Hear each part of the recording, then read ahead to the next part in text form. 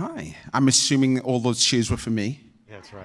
Okay, perfect. My name is Kevin Mills. I'm the CEO of Audiochuck, and I've had the pleasure of working very closely with Ashley Flowers over the last couple of years, and I'm just honored to be on stage with both Ashley and Aaron, and really excited about what's to come over the next hour. Before we start, two things. If you're going to your South by Southwest app, hit engage, send whatever questions you have as we go through, and I promise we'll get to them before the end of the show. And then second thing, post this event, there'll be a book signing at the South by Southwest bookstore, which I believe is on the third floor. So please come join us after that. So let's dive in. For what book? Oh, it's for Ashley's. I guess. No, in case people don't know. It's a book, kind of good. It's called All Good People Here. Woo! New York Times #1 bestseller by Ashley Flowers. Honestly, truly an incredible book. So let's dive in. I'm going to start off with introductions. Will you please introduce yourselves? Hi, I'm Ashley Flowers. Thank you. I'm the founder of Audiochuck, and I am the creator and host of a number of shows on the network, the biggest being Crime Junkie. I also do another show called, thank you, another show called The Deck, and we just launched actually a new show that I host called The Deck Investigates. So I'm kind of all over the place. And now a New York Times bestselling author, and I'm the chief creative officer now for Audiochuck. Tough act to follow. I'm Oren Rosenbaum. I'm a partner and head of audio at UTA, and I get to work with the incredible Ashley Flowers and Kevin in helping to, set strategies and execute on deals, and really just, in awe of the amazing work that they've done to accelerate the industry that we're working in. Thank you both. So what we're going to do, I've seen some questions starting to appear. Please keep sending your questions. We're going to break this talk into 3 sections. We're going to talk about what was the inspiration, where did this all start? How has Ashley kind of taken storytelling, true crime storytelling, and made it her own, and then what's to come. So that's how we're going to kind of segment the next hour or so. So let's dive in. What was... I thought you just wanted me to go. I was like, okay. No, not yet. What was the inspiration? What got you started?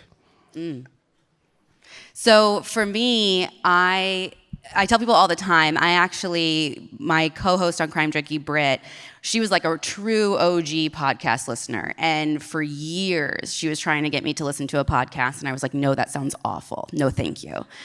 And then, of course, in 2014, Serial came out. And she's like, listen, if you're going to try anything, this is so up your alley. I had a long trip. I was in medical sales then. I was going to be driving for 8 hours. And I binged the whole thing. And I fell in love.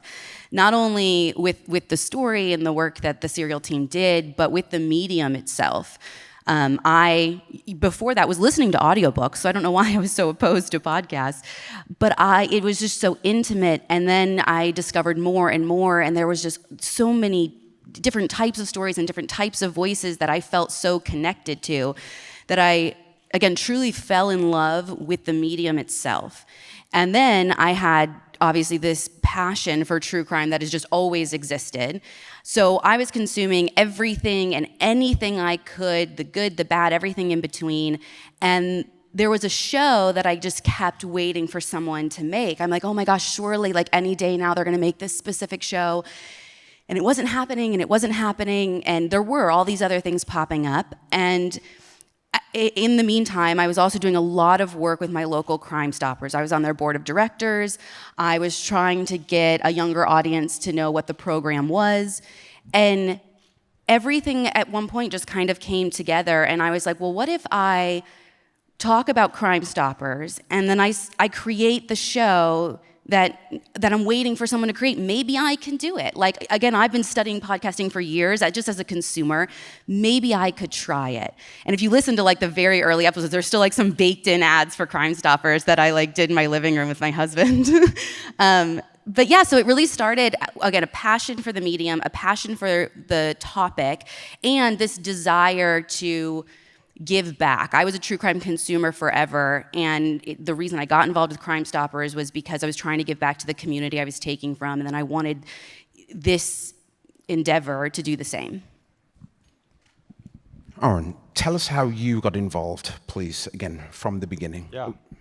So I'll talk about how I got into the world of podcasting audio, and then my relationship with Ashley early on. But I was at UTA, and my mandate was overseeing emerging platforms, which at that time meant everything from, and this group will know, like the buzzwords of VR, AR, all the new apps that we're launching, like Musical.ly and Wattpad, and figuring out how to create, where entertainment and tech aligned, a strategy. And that moment for me, I was doing some podcast stuff, but that moment for me was also Serial, where I was listening to this thing and I realized this is just an incredible piece of content. It didn't matter if it was a podcast or a book, or it was as good as anything I was reading or seeing or watching. And then the second thing I realized was there was this community that was built around it. And in my little bubble was the only thing I wanted to talk about, was Serial and who did it and what was going on. And that was for for many weeks. And then the final piece for me was I couldn't fucking get MailChimp out of my head because it was the only advertiser. I'm like, all right, well, somebody's getting paid something, so let me figure that piece out. And that was sort of like my moment where I went to our CEO and I said, I'm going to drop all the other things I'm doing and really double down on a podcast. And he thought I was crazy, but allowed me to do it. And soon after that, I listened to my first episode of Crime Junkie. I reached out before the episode was even done, and after that I was on a plane, and that was sort of it. One of the questions that is always interesting to me to ask, how do you define podcasting? What's a podcast? To me, a podcast is a piece of audio where there's a component of audio that is made available wide to a number of audiences. To me, there's a little bit of a difference. There's so many exclusives now, and to me, I kind of think of that as a show. Podcasting originated when you're talking about an RSS feed that can distribute to all these different platforms, and that's still what I consider a podcast. And then I think there's now a branch of other types of content. Yep. I totally agree. I mean, I think it's an evolving term, and it's just, it's broadened out what buckets into a podcast. But I think, again, if you oversimplify, I agree with Ashley. It is a kind of content distributed a very specific way, And I think you can add video to it, and that's great.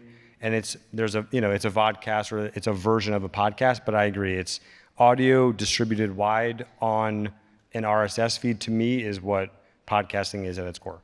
Great. So let's move on to true crime. And yes.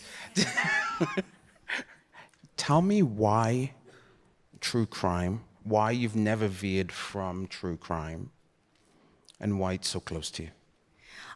It's just what I'm most passionate about. And we have veered a little bit, right? Like, I've got one fiction show. I'm interested in other things. I am a well-rounded person.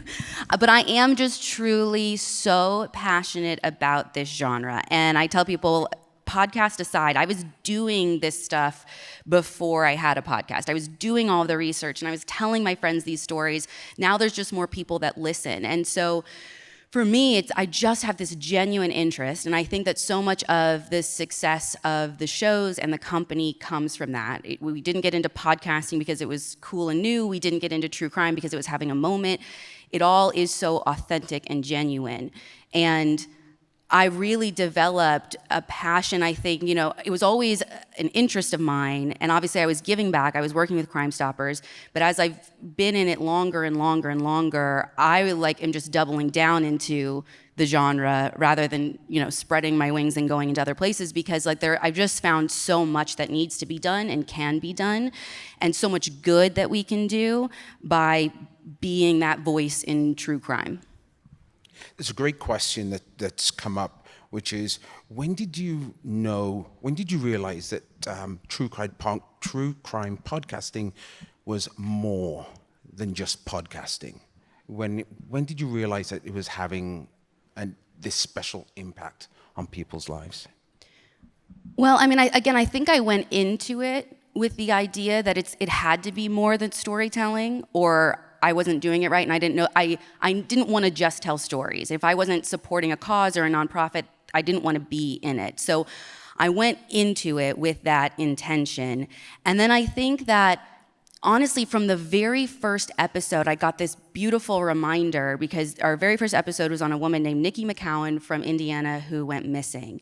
And I didn't have a following. I wasn't anybody in 2017 when I released the episode. And the day that we released the episode, her daughter reached out to me and was like, I heard the episode. Thank you for talking about my mom. I would love to do a follow-up. And it was just such a reminder of what I was doing, and that these stories are real and the people behind them are real. And it was, again, even in the early days, just a reminder that we're going to impact the people who lived this and hopefully support them and help them.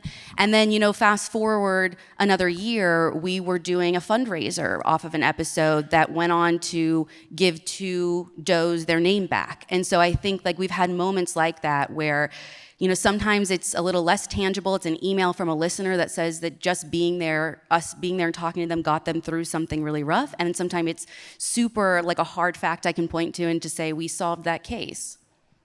Beautiful. I just want to add quickly, I think one of Ashley's strengths that I saw very early on when we started working together is her approach to things. Meaning, from day one, it was always, okay, I have to make sure that Crime Junkie, which was the focus, is the best possible product that it could be from a content standpoint.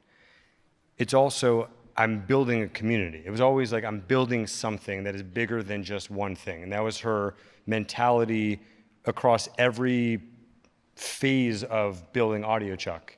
And because, in the beginning, Ashley and I were always talking about ideas, and there's nothing she couldn't do. There's nothing that I didn't believe there was anything that would block her from, if she wanted to write a book, she would have a New York Times bestseller. If she wanted to launch a network, she could launch a network. But she was so disciplined and focused on doing the right thing at the right time and perfectly.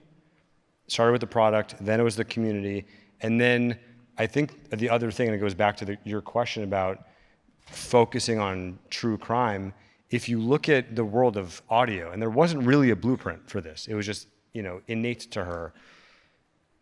From a network effect, from a building a brand perspective, the reason why you have so much success is because you know your audience and you're intentionally programming for that audience. And you're not staying in one particular lane, you're widening it. But many people, I remember Gimlet in the early days, they had a moment where I would listen to anything Gimlet put out. And then they kind of really veered and they just did a bunch of different things that didn't work together. There was no effect. But you really stayed in this lane of true crime and true crime adjacent, and realize you could program and build a brand through that. And I think that's a huge strength, not a why are you only doing true crime? You know what I mean? And I think it's really special that many companies to this day have not figured out how to do. Wonderful. So you've managed to take Crime Junkie for it to become a network, and now moving on and creating a media company. So you're really kind of taking this in your direction, making this yours. What does that mean to you? Well, for me, it's not because I've got to do this to prove something, or this is what everyone's doing, or these opportunities came to you. For me, it's always been deepening my relationship with the audience. And I've said it from day one, like, I am my consumer. And what I realized is I am not just consuming podcasts. Like, I want books, and I want TV, and I want film, and I want it all in the true crime genre. I am a true crime junkie, which just doesn't mean podcasts. And so what, to Oren's point, it was, okay, I'm going to make the best true crime podcast, and then I'm going to make more of a network that has other true crime offerings to give them even more of what they're asking for. And this step now into publishing, into TV and film is more of that. I really understand, I believe, what my audience is looking for, and I really believe that I can give that to them, not just in podcasting, because we're not just podcasters. Like, good podcasters are just good storytellers, and you can tell a good story in so many mediums that I really want to be able to give that to them. I mean, yeah, I think it's amazing. Again, it's one of these things that every now and then I'm reminded of, but you look at the world of Hollywood, and Hollywood is built on being a walled garden, right? If you want to be a television writer, well, you have to write a spec and then find an agent and break. It's just impossible, And then you have this medium with low barrier to entry, which is amazing because anyone could dive in, but at the same time, everyone can dive in. And you have this person here who is so unbelievably, in the best possible way, motivated and competitive, and just wants the best, not only for herself and the people that work with her, but just the community, the fans. And to break through and then make decisions like, I'm going to stay in Indiana and build a media empire from there. And I'm going to, all the precedents that Hollywood has set in that framework, like, fuck, it doesn't apply to me, like, we're going to be fine. And I love that. And I love that mentality, and to be able to do that at the highest possible level. And everyone's like in awe and like, how do we do that? We can't do it. That's pretty amazing. So again, I think, and I'll shut up because we're here for her, but it's very true when she said, like, I'm passing up on opportunities because it's not the right time. And when it is the right time, it's how to do it correctly. So it was always about Crime Junkie and not launching many different shows until it was. And now they go to #1. It's not about going into the world of publishing until it was the right time. New York Times bestseller. Same thing applies for television. And we a month ago came to Austin for a live show, which was amazing, and sold that out. And it's just amazing to see the people who show up for that. And then the actual production of that live show, if any of you saw it, it was the best. I'm not singling out to a podcast live show, but for being a podcast that you're bringing live, it was the best ever of all time. It really was. And I think everyone walked out of that experience saying that was an incredible 2 hours of my life. I couldn't be more grateful to have spent that with Ashley. And that's what she brings to the table every time. Tell us a little more about that, because now the podcast has been released. The live show? The live show. The story or? Yeah. Why was it so important to you to tell that? Why was it so important to you to tell that story? It was honestly something I kind of fell into, which again goes back to, like, I'm not out there looking like, okay, I have to make 5 new shows this year. I find the stories, and sometimes they find me, that I just feel like are so important. I was just at the Times Women of the Year event a couple of days ago, and Kate Blanchett said something really beautiful. She said, the best storytellers are really just the best listeners, and they're listening to the stories that no one are telling. And this story that I fell into was one that, even though it happened in my home state, it was one of the most tragic stories I had ever heard, of a mother who was taken from her own home in front of her 3 girls and was found murdered the next day.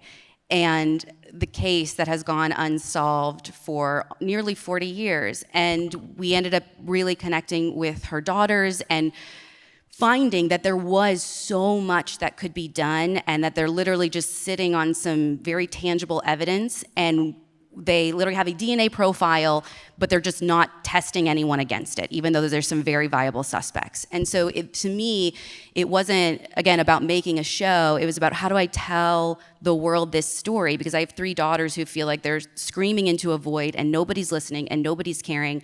But I know I have access to a group of people, an audience around the world that can be really loud. And often that's how you get things done, is you have to be really loud. And so that was the motivation behind this, is just making sure everyone heard Darlene Hulse's story.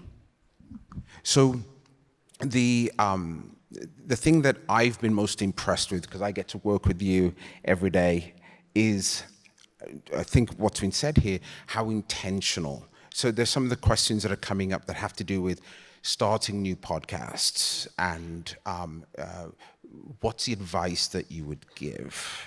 What's the advice that you would give to someone that's interested in starting a new podcast? It's really to find your niche or find your voice, what's different. I think where so many people go wrong is they look at something that's being done that's really successful and they just try and recreate it. And you'll never, strike that twice. Like, let that be successful. Like, what is your perspective? What is your voice? What is the story that you have that no one else has? And that's what it was for me when I started Crime Junkie. Again, I was looking for a specific format that just wasn't there. And so I would just encourage people to, you can do true crime. You can do an investigative true crime podcast. Tell the story that hasn't been told. Create a format that is different than everything else out there. Because to your point, I mean, there are 4 million podcasts now. There's a lot of noise, and I think to cut through the noise, it's not about being the biggest, but it is about creating that quality story, and doing it in a unique way that makes you stand out. What would you add, Aaron? I think we said it in many different ways, but it's podcasting is really hard, right? And it's one of these things where if you're doing it in the classical definition of a podcast that we decided on the stage of just audio, right, 5 minutes ago, being able to, whether you're by yourself or with someone else, tell a story for, call it an hour, half an hour, every single week, and making it entertaining and informational or whatever it is very challenging. And you have to live and breathe it every single moment of every single day. You have to wake up thinking about it, go to sleep thinking about it, and not think about all the rest, right? So I mean, we said there's 6 different ways of how Ashley built the business. It's just focusing on this one thing, perfecting it, and then realizing, okay, how do I continue to grow it? I have to build my community and engage with them. And then so on and so forth. It's like, okay, then what's show number 2? All the way up until when do I bring on my Kevin Mills to help run the business and the day-to-day of operations? I mean, it's the patience on top of being able to be amazing at what you're doing. I mean, all of these things have to happen together, but it starts with what Ashley said of what is that one thing that you want to talk about and make sure that it's great and exciting for other people and just keep doing it. The thing that I would add to answer my own question is the consistency is really important. Making sure you are being consistent, making sure you are producing on a consistent basis, and the quality. Perfecting that quality of production makes a big difference. I actually have a follow-up, which is, at what point when you started Crime Junkie did you realize like it was a thing? It was, this thing is working. And did you ever challenge with like, is it working? Is it working fast enough? Should I stop it? Yeah, I had no benchmark. There were a couple of moments. I remember just a couple of months in, I did like a local meetup, and I had no idea if anyone was going to come. Again, to me, maybe the podcast was super local in my mind, and so I was like, okay, if we can get like 10 people to like show up, and we were only 3 months in, and I think like 70 people showed up to this bar, and I was blown away. And then at our 1 year mark, we did a New Year's Eve party at the same bar. And we had people who flew in from like Georgia and California. Nobody flies to Indiana in the winter. And and I just like, I couldn't believe it. And that was also the same night then that Rolling Stone named us one of the top true crime podcasts. So it kind of was like this moment all at once at the 1 year mark, which was so meaningful for me because that was really what I'd given myself when I started. I knew I couldn't burn the candle at both ends forever. To your point, it was such a grind. I mean, I was waking up like early in the morning, and I would work on the podcast. Then I would go to my full-time job. Then I would come home and I'd work on the podcast, and then I'd work on the podcast all Saturday, all Sunday. Luckily, my husband, he was getting his master's at the time, so he was busy and didn't miss me too much. But I knew I couldn't do that forever, and I gave myself 1 year. I said, this has to be my full-time job by 1 year, or I can't do it. And it really was at that like 1 year mark where then you reached out, like right before the Rolling Stone thing, and everything really like came together. How have you balanced the production, the creation of a podcast, and the business of the podcast? I don't know that I know, I don't know that there's like a formula. It's why I worked so much early on, is because really the business side of it was a full-time job. Especially after that first year. I think what I originally thought, the first year was so much of the creating this community and creating this show. There wasn't a ton of business to be had other than marketing the show and making the content the best it could be. And I kind of had this idea like, oh, thank goodness, when I quit my full-time job and make this my career, like I'm just gonna have one job. That's amazing. But it was at the time where it took off, and I did not work any less. If anything, I worked even more because I had to create full-time and then I had to run the business full-time. And so I did that for a couple of years. And that was the reason then where I started bringing in a little bit more support and on the business operations side, on the fan engagement side, then on the content side. And then eventually, obviously like a year and a half, 2 years ago, knew that I still had such big dreams for the business, but I could only take it so far. I figured that in the time that it would take me to learn how to be the CEO of a media company, I would be doing a disservice to everyone who was working for me, which is when I had brought you on. And so now I feel like just now I'm getting back to doing more of like the content creation. But I would say people say a podcast, like, oh, when I meet people who like don't really understand what I do, they're like, so you just like research all day and like read things? And I'm like, no, I honestly now like content creation is 40% of my job, and it's still like 60% of back end business. I mean, yeah, I think it's, again, instinctually, you always knew from the business standpoint where to lean in and where to use your time and energy. And I think that's probably the most important part, is how do you set the strategy, use your time so you're maximizing bandwidth, not taking away from the core product. I mean, it's very much like you're running a startup. You're making the product, you're head of sales, you're head of marketing, you're establishing all of that, and then once you've established what it is that you need, you've started to started bringing on people to execute on that strategy. But again, I mean, it was I think the reason why you have a tough time saying, I don't know if I even know that if there's a formula, it's because it's very organic to you to know where to set resources and make decisions. I think you're very quick at making decisions, which that's tough for not just the world of entertainment or podcasting or just anyone. Making a decision, having that conviction it's an amazing tool to have. One of the things that convinced me to leave LA 2 years ago and move to Indianapolis. Was that hard? That's not that hard. It's kind of lovely. It's just cold right now. Just a little chilly. Was your knowledge of the business from top to bottom, through and how to create, what the business was around it, what the decisions were, and so just witnessing how much you truly knew, how much you were truly in it, was amazing and incredible. And so, I really do want to celebrate you for that. One last question before we go into what's to come. How do you balance everything? How do you balance life? If you don't know, Ashley has a little baby who's amazing. And so how do you balance being founder, creator, entrepreneur, philanthropist, mother, husband, wife, Why? sorry, excuse me. How do you balance all of that and keep everything?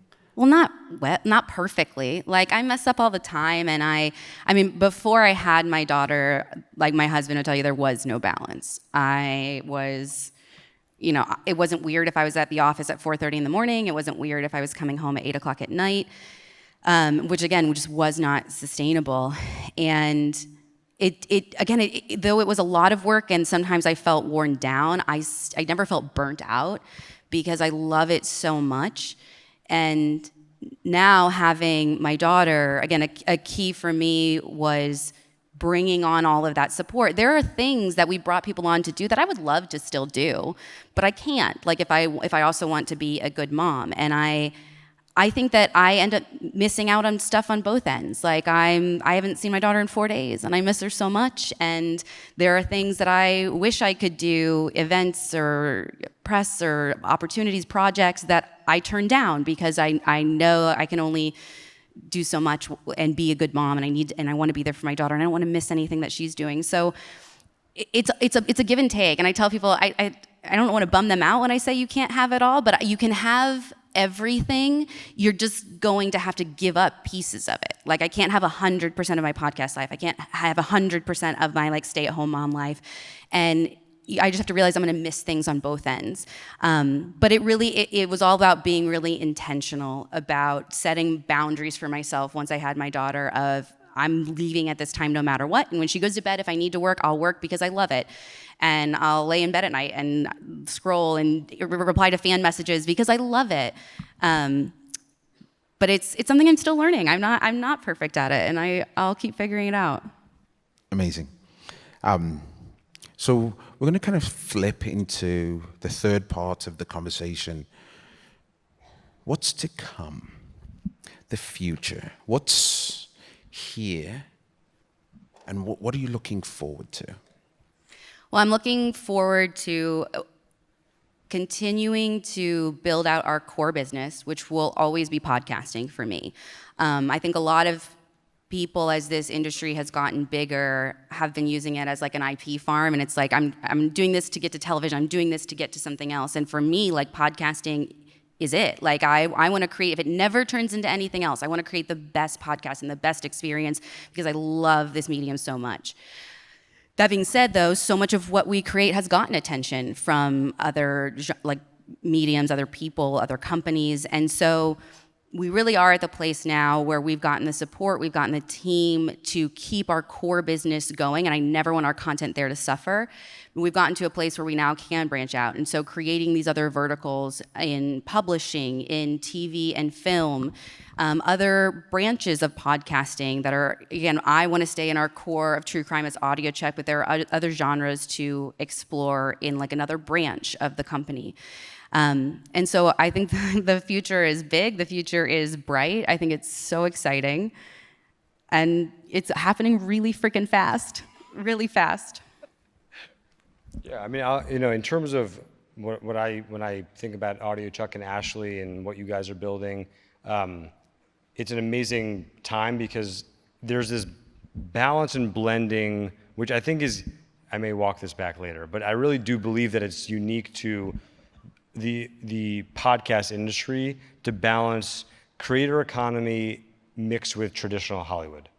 And I think very few times, and there are very few examples of the ability to, if you wanted to, launch a podcast and then bring it to film and television, and at the same time have a legitimate business around the podcast that you're launching, and then bring it to touring or bring it to the world of book publishing.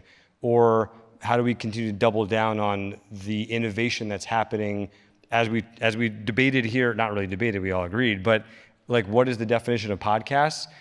Other people have different definitions of it, and how do we also play ball in those areas, I think is interesting. So, you look at Spotify this past week talking about how they're doubling down on video for podcasting. What does that look like for Audio Chuck? From a business standpoint, from a growth standpoint, from a programming standpoint. So I think you have the amazing thing that you guys have built is the ability to control your own destiny, because you can just say, I'm going to do the things that we can dictate and launch and do on our own, and at the same time play ball with all right, let's do the TV thing, even though it's a 2-year development cycle, or write a book, even though it takes 18 months, and then So I think it's very unique to the world of audio, and then you're doing it at the highest possible level, and really being pioneers across any vertical that we're touching. So, Aaron, I want to stay with you on that point. Trends as far as monetization is concerned. So we've talked about the different types of content and what's a podcast, what's audio, for example. What's happening on the monetization side that everyone should be aware of? Again, I think just to oversimplify, when I think about a show like Crime Junkie, or a talent like Ashley Flowers, like Disney thinks of any, piece of IP or piece of content, or, whatever it is, and you just start with, okay, how do we, in a non-exploitative way, but from a business strategy standpoint, take this thing and it's the hub, and then sort of extend different spokes that are monetization. So the most obvious and direct source today is advertising. What does that look like? Well, in the earliest days, it's baked in. As we sort of advance in our industry and accelerate it, it's dynamic, it's host-read, and now we're introducing things that are pre-produced and custom. We're introducing things that are more, general, like programmatic. What does that look like? I think, again, another example of Ashley being a pioneer is building this sort of subscription. I hate the word fan club, but it's, you're building this experience, this premium experience, and people want to pay for it. They don't have to pay for it. They want to, because they want more touch points. They want more content. They want more engagement. So that's another piece. And then you keep thinking about things, and it tends to shift further and further away from the core product itself, derivatives and ancillaries, and so touring, publishing, television, merchandising. And then there's sort of like these more moonshot things of how do you extend this brand into the world of licensing or ventures. I think all of that is very much unique to the new world of creator economy and media and building communities. And then just in terms of innovation that's happening, like, I think when you started, there's no way when you started the podcast, you thought, okay, video was going to be a thing, right? So what does that look like? Is that something that people really want? If it doesn't, in fact, mean that people want to keep watching podcasts, what does that look like from a business standpoint? What are the opportunities? What are the threats? What does it look like from a business standpoint? I mean, all of those questions are unanswered because we don't know. All we know are a very small, select few shows do really well with video, and it's grown the pie. But again, what are the unintended consequences? We talked about this the other day. Do you start a YouTube channel or do you not? Can you publish through this RSS feed that has massive audience, and what does that look like from a business standpoint? How often? So there's so many questions that arise, but that's why it's so amazing. I feel like every 6 months we're having a new conversation about something related to business, but it always stems, at least with AudioChuck, from the best possible experience for the consumer. And that has been such a core piece, the conversations that we've had, which is audio. Everything that we create is audio driven, and it's for the audio experience. As you think about the pressures, as we go forward, you think about the visual components. How do you think about incorporating visual components into Crime Junkie? Sorry to interrupt. You should talk about the live show, because the audio visual, I think, was such a unique part of it. Well, and it kind of answers both questions. Because so many people are like, oh, well, you don't need to do anything big. Just like slap a camera on while you're recording. People just want to see you. And I think, sure, there's probably a group of people that just want to see me, but that's not the experience that I want to give. I am super intentional about creating whatever I'm going to create for the platform. I'm creating it on. So the one thing I've said over and over, I'm not just putting our show on YouTube with like the Crime Junkie logo. It's a visual platform. Like I wonder if I'm trying to reach a visual audience, it needs to be meaningful. And when we did the live show, it was the same thing. So many people were like, the expectation for a podcast is that you sit up there in a chair and you've got notes and you read. And I'm like, but that's not what I want to give. If people are going to come out, I want them to experience something that they could not experience in their homes. And so there was an entire visual component. And I tell people it was like a podcast meets a documentary meets an investigative war room. There were like these sections of the show, and we had documentary like film that we like put together. So we would go to clips. We had reports that were generated and came to life with voiceover actors. So again, everything I do, and even if it doesn't, like that tour did not make us money, even if it doesn't, like it's about the engagement for me, and it's about setting the standard for what people can expect of me. And I think that's what's so important, is that when I write the book or when I go do the tour, what I'm looking for is like, man, Ashley Flowers delivered. Like, she didn't disappoint. And you have to go the extra mile, and you have to be really thoughtful if that is the goal. If the goal is a quick buck, like there's a lot of easier ways to do it, and you can just put your content on YouTube. But I think you make a quick buck, and I don't think that's how you build this lasting brand. Or again, when I want to become the standard of podcasting true crime, you have to do it in a more thoughtful way. Brilliant. Thank you. We're starting to get some questions coming in, and we're about to kind of go into answering some of those questions. So if there are any questions bubbling, please go to the app and send them in. So we'll start off with this one. What's one of the surprising trends that you've seen in podcasting that you think talent or producers should avoid, and why? I mean, I think, and you kind of touched on it a little bit earlier, I think one thing that, from my perspective, where I sit in the world of entertainment and balancing old Hollywood and the future, is people who want to create a podcast for the purpose of going to TV. And I think that's still a trend, and I'm only calling it out because at any conference, podcast conference, there's always a panel on, podcast to television. Like, it's such a big thing, and everyone asks the same questions all the time, and it tends to be the biggest, most populated room. And that, to me, is like, it defeats the whole purpose of the medium. And there's almost never intentionality behind that specific show. If they're like, well, we're going to repurpose this script that never made it as a movie to become a podcast. Or this thing, we pitch it out as a TV idea, it didn't work, but maybe we should pitch it as a podcast. I mean, those are things that we've seen, and they get made time and time again. I think that's one trend. I think another trend is exactly what you just said a few minutes ago, which is YouTube is stepping into podcasts. I need to get my content on YouTube. Let's just upload the file and slap our logo on it.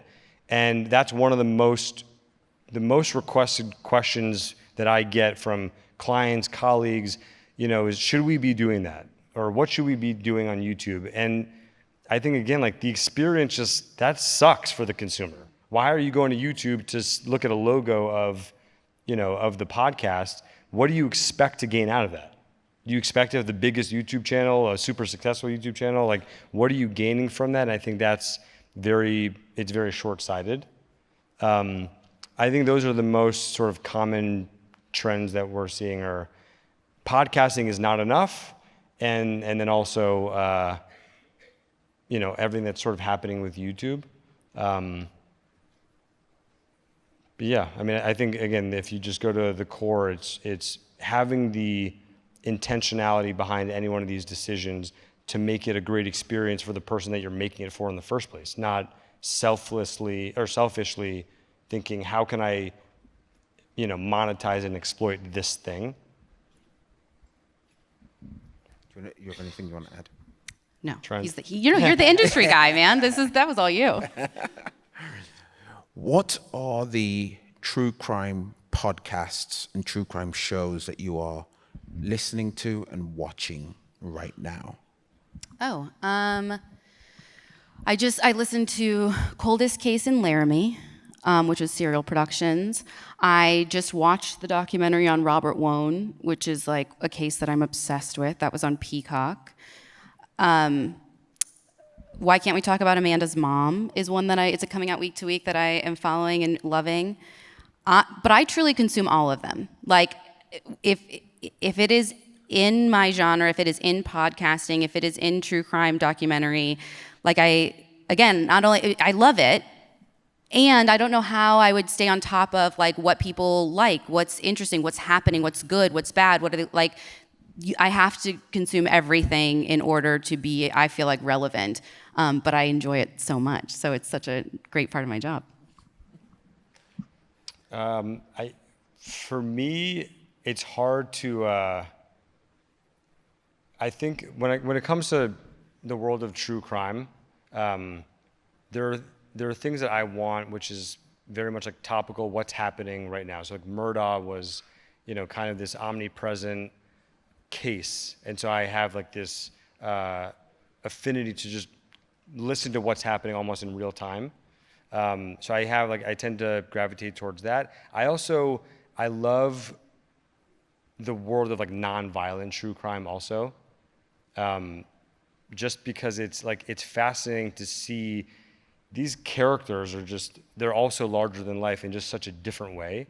And many people don't think of them as, think of those stories as true crime in the, again, traditional way, but I tend to really like to hear those, how did someone raise this amount of money? Or how did this thing happen with no one realizing what was going on? And those are very fascinating to me. And then, of course, Deck Investigates, have to listen to that. Binge drop. But yeah. Great. Along those lines, are there any true crime stories that maybe they were unsolved, but they're stuck with you? All of them. Again, I just mentioned Robert Wone was one of them. I have one superpower, I think, in my life, and it is that I can recall cases and details and names, and not like if I meet someone on the street, name's gone immediately, but like if there's a name in a case, it is there forever. And so we are really super, I don't know, I remember everything. I'm constantly like looking up to see if there's follow-up. We have any family member that we've worked with, we actually have like a system within our team that we follow up with them like on certain cadences to see if they need any additional support or if there's anything else we can do. So I don't look at these as like, oh, this one time I heard about a case and I never think about it again. Like there's part of it that like always just like lives in me. How do you decide which cases you actually take on and address, either for Crime Junkie or the Deck Investigates, and which cases grab you the most and why? Well, I mean, I think it all comes down to the simplest explanation is what's the why behind it? Why are we telling this story? Was it to highlight an injustice? Is it that there's a call to action? Are there funds that need to be raised, a nonprofit that needs to be supported? Why are we telling the story? I think that's what it starts with. And then if there's a good reason why we're telling it or why the world should hear it, then it goes into, well, do we have the resources we need to do it? Do we have access to the right information, the right people to put a compelling story together? And there's a ton of vetting that goes into that, but that's really what it comes down to. Why are we telling this, and do we have the information to tell it well? I have a question for our moderator here. I think for someone who, and this is not meant to be pejorative at all, but for the most outsider to the audio industry and entertainment, what is your perspective on what's happening, what's going to happen, specifically to podcasts, but also just the business around it, and again, directionally where it's going, US, ex-US, whatever? For me, it has always been from day one. I've asked the question: what is a podcast? What is audio? Where are we in the ecosystem of that? Where are we? And where do we want to be? And where's everyone else going? And why? But the thing that I absolutely enjoy working with both of you is that wherever everyone else is going, both of you are like, we're not going there. We're heading in a different direction. And so to stay on the cutting edge of everything and we're constantly being that place where we're carving a new path forward, that's part of what's most exciting for me. The piece that I love in what we're doing is that I'm responsible for kind of helping to create the structures but listening to your ideas and the things that you want to do and where you want to move the company and where your vision for where the industry's going. And so for me, that makes my life so easy, because then it's just like, okay, what do I need to do to help put the infrastructure in place that can help us as a company get there and be sustainable, get there in a sustainable way? So it's really such a strong vision to stay ahead of where the industry is. And there's just this curiosity. There's a curiosity that you have that constantly asking questions of me, of us, and those questions are always like spot on for me. They send me off into new places, which is really healthy. But there is a very clear vision around what we're doing and why. And that helps a lot. And this is for both of you guys, but when you think about growth, not just growth for the purpose of growth, but things like, okay, podcasting is becoming more and more global every single day. How do you think about whether it's Crime Junkie as a format and a brand, or the actual, content itself? How do you think about extending that into, non-English speaking countries, or even, just other formats?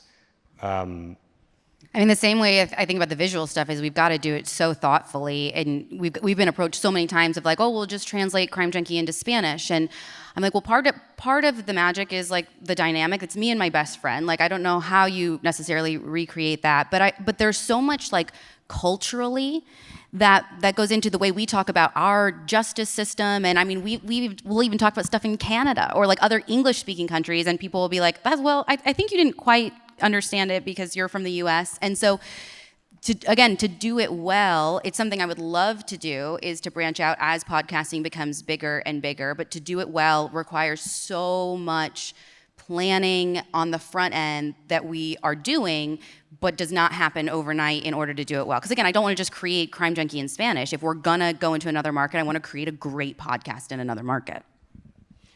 It is that cultural translation, not just a language translation, and making sure that is done right. So it truly is localized. Without that, I think it'll fail. But really excited to see these different markets that are popping up and growing around the world in podcasting, and the way podcasting, I think, is being used and consumed in different ways than here in the US.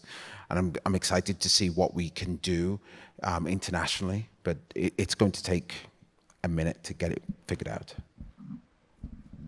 I don't mean to take over. I didn't mean to take over the moderation part. But you did a show a couple years ago for Spotify called Very Presidential. And I think it might be the only true crime adjacent show that you hosted. And did you listen? There was a lot of crime. There was a lot of crime, but I don't bucket it into sort of I know. the true crime world. Why that subject matter? Why that world? What is that something that we can expect more of from you, or is that just creatively you're like, I wanted to try something a little bit different? It was a passion project. It's so I've got another podcast called Full Body Chills that are like short fiction horror stories, because they're just like it's like very Twilight Zone-esque, and there are things that I love that are outside of true crime. And when I think that I can every once in a while, again, experiment in other places. It's not where I want to spend all of my time and energy and resources, but when I really find something interesting, and the timing was important too, like we were coming up on a presidential election, I had this idea and it was the right time for it. And Spotify was footing the bill, so why not? It was easy to experiment. Wonderful. So as we begin to kind of wind down, I have a question. Can I ask questions now or no? Do you? Yeah.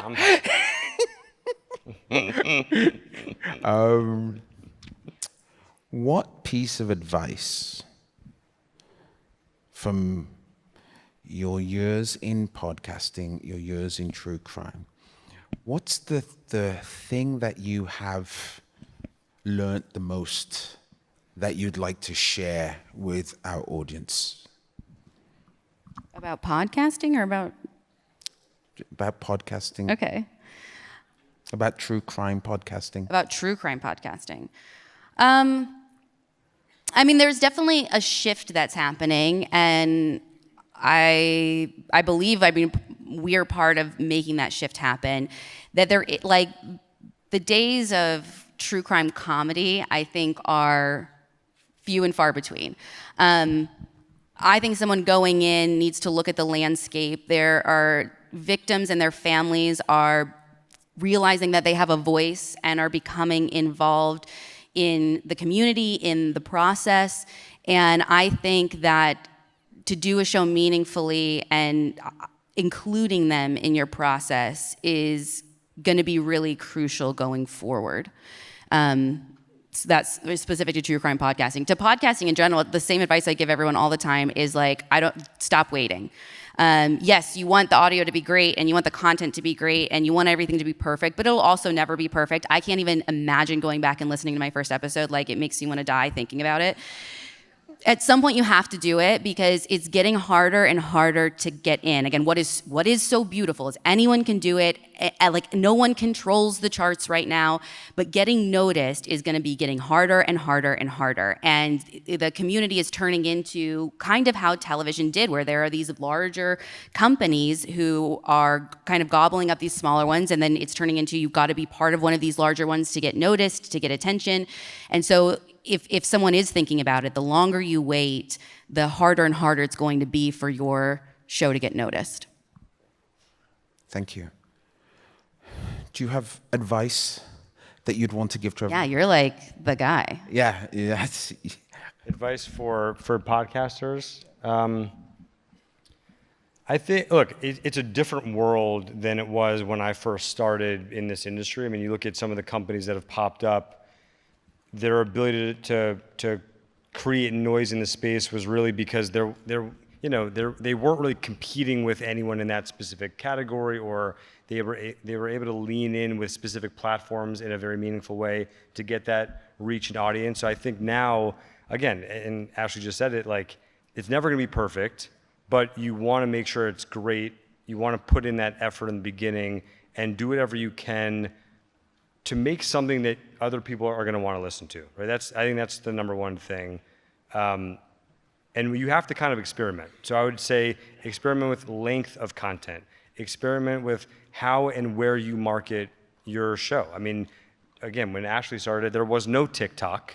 It was that back in the day where that didn't exist. But, I thought about this the other day. Like, I think 80% of TikTok for me on my feed is clips of podcasts at this point, and I think that's something that you have to just pay attention to. How are you discovering podcasts? Where you have to do the whole collaborate and cross promote and find people that are similar audiences. But again, and Ashley said this, perfectly, if you're just copying someone else exactly the way they're doing it, you're going to have a really tough road ahead of you.